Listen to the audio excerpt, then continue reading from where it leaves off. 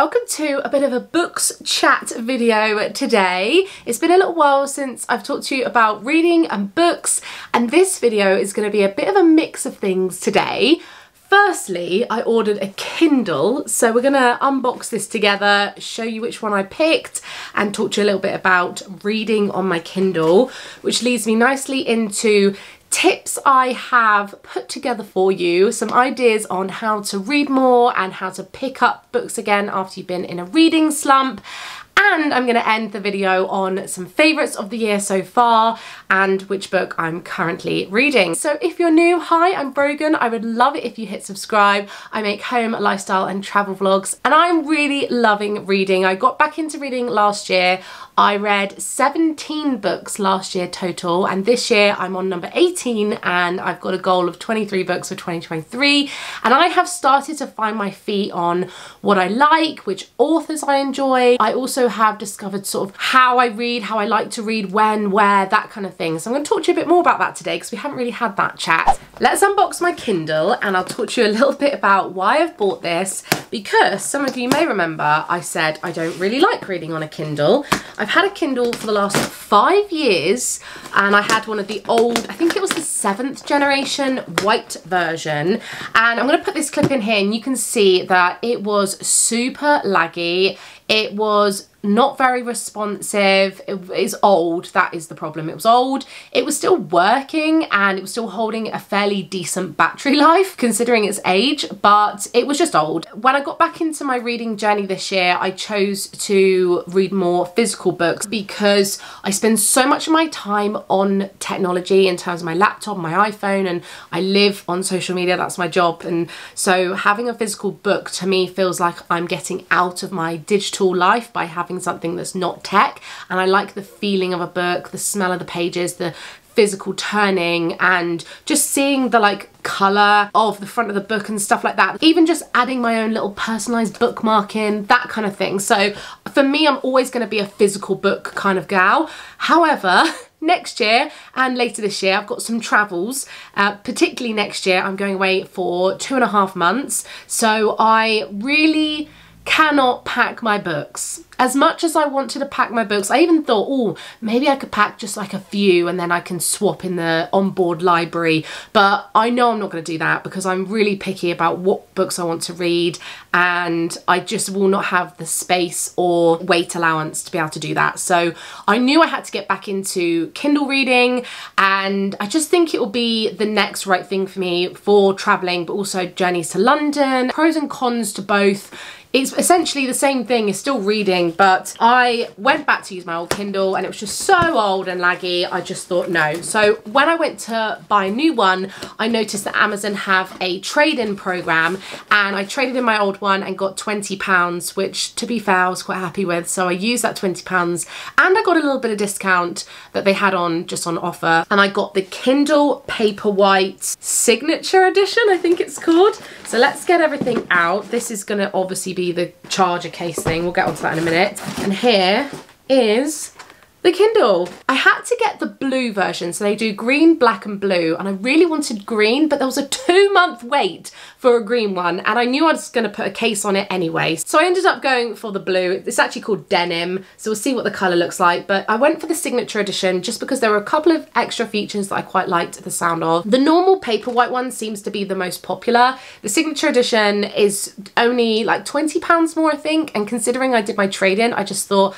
I never thought I'd going to get a trade-in, so I thought I'd go up to the Signature. For the wireless charging dock, I really like the idea of having it by my bedside table and having my book right there. And then I liked the auto brightness features. There was just a few things. It's got a bigger storage space, 32 gig. I'm away for 2.5 months. Am I going to want to download loads of books? I don't know. So I just thought there were just a few things I just thought maybe it was worth having just in case. So here is the Kindle box. It's actually quite thin. It was £179.99 I believe, but obviously I got a little discount and I got my trade-in.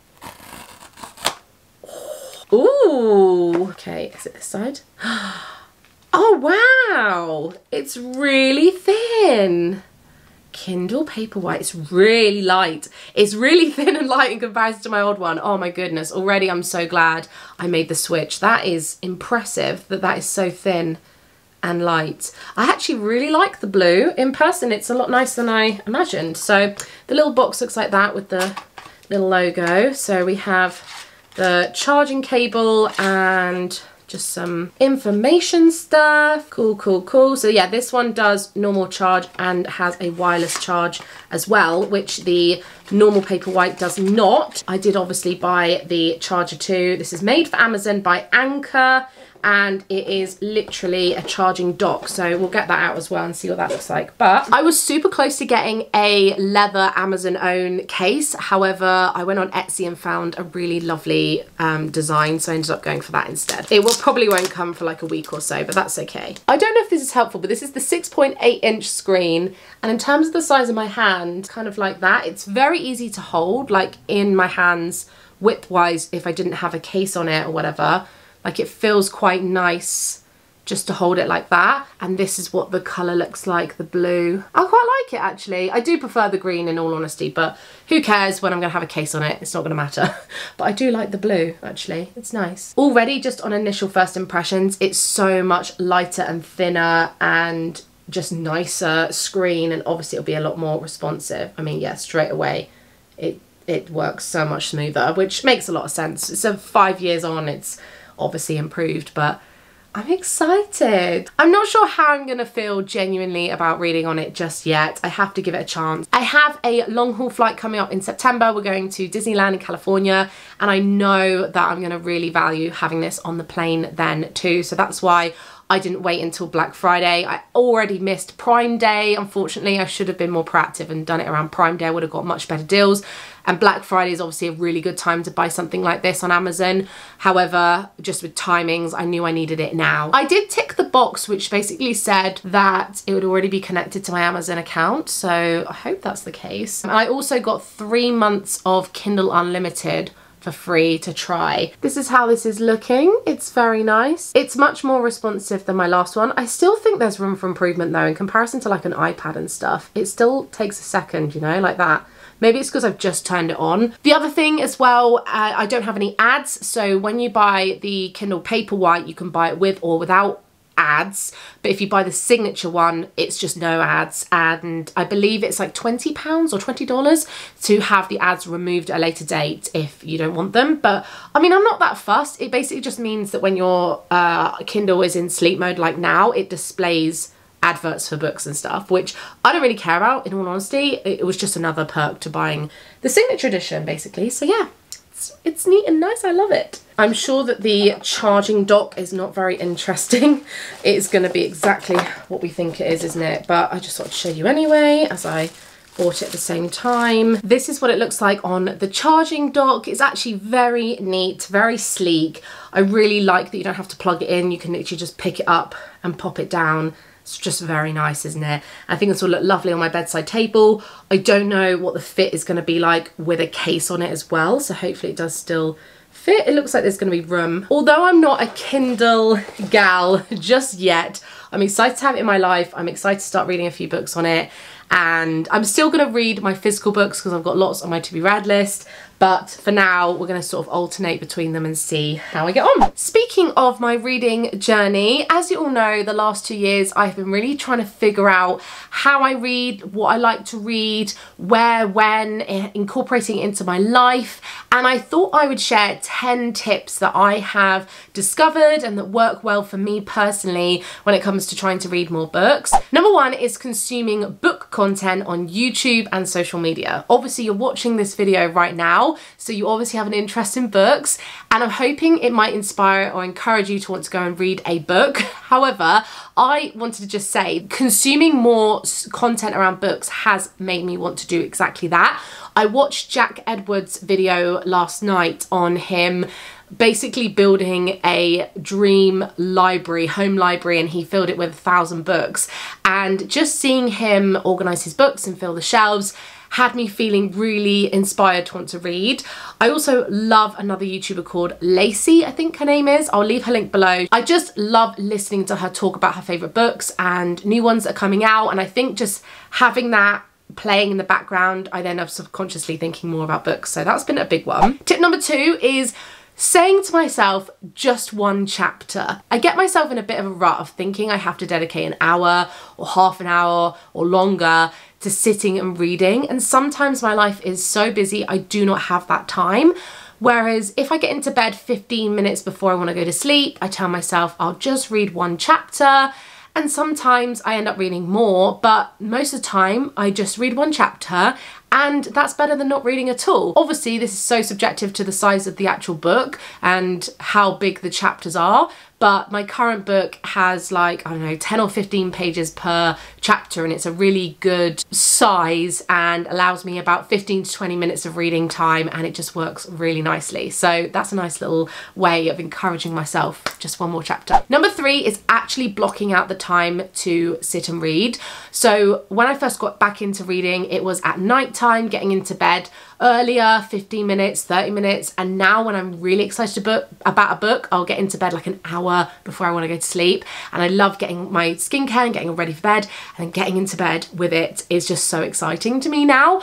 But that was a really great way of having it in my life. But I've even now moved to trying to have some reading in the morning, so blocking out waking up 15 or 30 minutes before and getting in some reading that way, and it's a nice way to start the day too, rather than scrolling my phone immediately. Number 4 is audiobooks. I got into audiobooks this year. For me, I've listened to 2, and one of them I'm actually going to share with you in a minute, but audiobooks are another great way to incorporate into your life. But also I found that listening to an audiobook and having someone tell a story to me has then encouraged me to want to read more in turn. And I just think it's a nice way to have that in your life. If you're in a reading slump and you don't actually want to sit down with a physical book, listening to an audiobook is another great way to still get some reading in. Tip number 5 is using my bookmark as a page marker. So when I'm really distracted, or I find myself reading something and not taking it in, and I have to then reread the same line, sentence, or like paragraph, I go to my little bookmark hack, which is great if you do find yourself getting distracted, but I'll just line it up on the page and I'll just drag the bookmark down the page, and it just allows my brain to actually focus on the words a bit more. Number 6 was noise cancelling headphones. When I am feeling like I'm getting distracted, or like the noise of people around me when I'm on a train or in a coffee shop or whatever is distracting, having my headphones on and playing some like jazz music or spa music or something in the background has really allowed me to focus as well. I personally sometimes need complete silence to be able to read. Finding what works for you in terms of, do you need noise, do you not need noise, do you need silence, whatever. That has been an interesting learning when it comes to reading. Number 7 is Goodreads and marking my progress of each book as I go along. I know not everyone does this. You don't have to use an app, or you know, you don't have to track your reading at all, but obviously with my Kindle, it will tell me the percentage and the time I have left. But when I'm reading a physical book, I quite like going onto Goodreads and marking what page I'm on, and then it will tell me the percentage of the book. I just find it quite motivating to see, oh yeah, I've done another chunk. And sometimes even if I've only gone up by like 1%, it's still more of the book. And when you're in a reading slump, or you feel like you're not getting anywhere with your reading, it can be nice to see it still going up, even if it's slowly. I also find that writing reviews encourages me to read more, because then I have conversations with people and I read other people's reviews once I finished a book, and I quite like that community of book world. I only really fully understood it until I've been in it, but yeah, sort of getting everyone's perspective and opinions on it, and I've just really enjoyed Goodreads. It's been good. Number 8 is going shopping and physically just picking up books and reading the blurb and holding them in your hands. So for example, we went to Dorchester the other day. We did a whole little vlog on that day, which you can go and watch, but we went into the town centre and we popped into Waterstones and the Works. Didn't buy any books that day, but just physically holding books and looking at them and seeing what was new and looking at the covers got me excited to read my next book. So I told myself no more books. I'm not on a book buying ban, because I think that's sad, because if there's a book I really love and I see it, I'll buy it.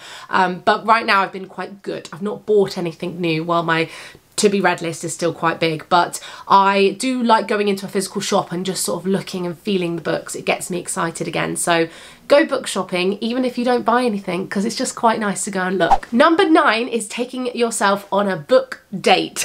So I had to go run errands yesterday, really small things. I just had to pop into Superdrug and return a dress in New Look, and normally I would have done that and gone home, but I actually packed my book with me and I went out for a little lunch. So I went to Costa, I had a panini and a drink, and I sat there and read and took myself on a little book lunch date, and it was so nice. I have also done this at coffee shops before, like actually taken myself to a place to read. I like doing this in my garden as well, so you don't have to go far, and I know some people take a book to the park with a blanket, which I just think is so nice. Like, what a lovely thing to do. Just take yourself somewhere just to be in your little book world. I just think that's really nice. And number 10 was just to say, don't compare your progress to other people. Even in this video, I'm sharing how much I've read or how little I've read in comparison to someone else. It doesn't matter. It's not a competition. It's not a race. No one cares if you've read loads or not at all. If you've set your own personal reading goals, then that's great. Like for me, I've got 23 books in 2023. It just sounds quite nice and it was quite achievable, but you don't have to read loads. Like back in January, I read 1 book a week, but over the summer, I'm finding I'm doing 1 a month, where life is busy and I'm not taking as much time. So just don't compare yourself. It's okay, go at your own pace. And even if you read 1 book the whole year, then that's still great. You read a book. So, you know, I think that's good. So let's wrap up this video with a few of my favourites so far this year. I've had some really great reads and I have talked about these already a little bit, so I'll whiz through them, but I pulled out my top 5 as it stands right now, and then at the end of the year I'll do a bit more of a summary on all the books I read or the ones I loved the most or whatever. So these are my top 5s right now, so let's whiz through them. Number 1 is On a Night Like This by Lindsay Kelk. Speaking of Lindsay Kelk, I may as well show you as I'm here.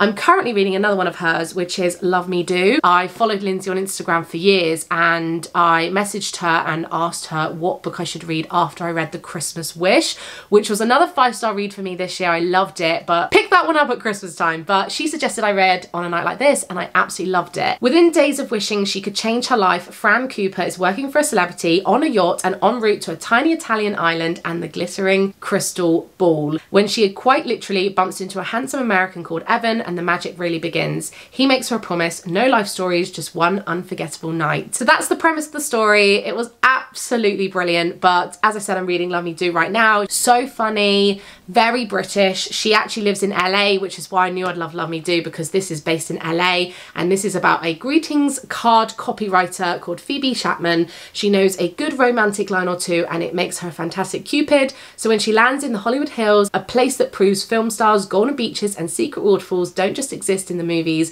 she can't resist playing matchmaker for her handsome neighbour and carpenter Ren. So yeah, so far I'm loving it, but I just really love Lindsay's writing. She's hilarious. So that's what I'm currently reading. This was a 5-star for me. The Hating Game by Sally Thorne is not a new book, but it was new to me this year. I read this in 1 weekend, which was the fastest I've read any of the books, I think. I loved it so much I watched the movie straight after, but the movie was so bad. If you've seen the movie, discard everything and just read the book. This was such a page turner. This is a workplace romance. They are rivals, Lucy and Joshua. He's been nothing but hostile since the moment they met, and now it feels like nothing matters as much as taking him down. They work opposite each other, but I'm sure you can see where it goes. The chemistry and the build up in this is brilliant. I absolutely loved it. 5 stars. I feel like a broken record talking about this one, but so many of you are tagging me in this book. You're reading it and liking it. It's called The Fine Print by Lauren Asher. This is actually a 3-book series of Dreamland Billionaires. I'm only showing you this one today because I rated the other 2 a 4 and a 3-star, but I still love the series overall. But this one I gave 5 stars. I loved it. The premise, as I've said before, is essentially billionaire CEO sons, 3 sons, but this one is based on one of the sons, and he meets a girl that works as a creator, which is kind of like an Imagineer at Disneyland. So the brothers are on the board of directors, and their grandfather owned the company called Dreamland, and so they have theme parks and they have a streaming service and all sorts, and this first book is based on the theme park, on one of the brothers, and the romance. It's very spicy, so it's not appropriate for like younger readers. If you like Disney and a spicy romance novel, you will love this. And the other two books are also really great. I really love Lauren's writing, so this was excellent. Loved it. Again, this book was not new this year, I don't think, but new to me. The Love Hypothesis by Ali Hazelwood. I already have her other books ready to read, but this one was so good. I really love her writing. It's about a student who falls for one of the professors. She's a third-year PhD candidate. Olive Smith doesn't believe in lasting romantic relationships, but her best friend does, and that's what got her into this situation. Like any self-respecting woman, Olive panics and kisses the first man she sees, which just so happens to be Adam Carlson. He's a young hotshot professor and a well-known asshole. So he is super annoying and he's grumpy. So sunshine meets grumpy trope, and workplace forbidden love and forced proximity. It's just very good. And the last book to recommend you, which I'm sure you've seen everywhere, this has sold millions of copies. It is I'm Glad My Mum Died by Jeanette McCurdy. I could talk to you about this book in a whole video. It just hit me so hard. I felt for her so much. She went through so much. It was an incredible, well, I was going to say read. I actually listened to it in audiobook format because it was read by Jeanette herself, and it was so moving and I was absolutely hooked. It's about 6.5 hours of listening. I could have honestly listened to 12 or 20 hours of her because her life was fascinating, and there was actually moments where I was reading it along with listening to her, but the ending I actually finished just in listening to it through the car. But anyway, just amazing, just amazing. It was also quite nice to have an autobiography amongst a lot of sort of romance novels, so yeah, I just thought I'd share that with you too. So that, my friends, is everything to do with books, the books catch up chatty vlog. We've done the Kindle, done my tips, and shared some reads. If you would like to share any recommendations based on what you know I like, please do leave them in the comments below. I really enjoy chatting books with you. I've been thinking about ways I could have more of just a general book club or chat, but in all honesty, these videos work well for now, and you can follow me on Goodreads, and I also have all of my current books I've been reading and the reviews on my Instagram stories. I've got a highlight books 2023 if you want to go and see that. So in the meanwhile, happy reading. Thank you for watching this video. I will report back on how I get on with the Kindle because it's obviously just an unboxing today. Thank you for watching this video, and I will see you again in my next ones. Bye!